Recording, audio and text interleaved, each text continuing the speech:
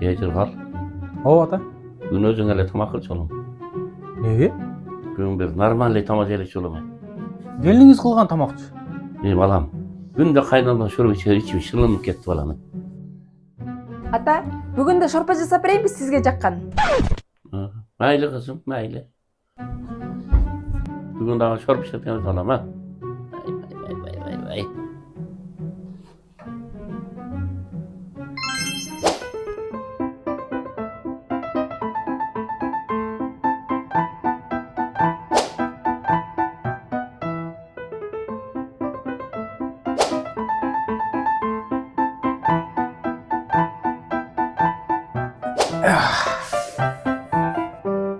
Сен кантип эле мындай даамдуу тамактарды кылып калдың?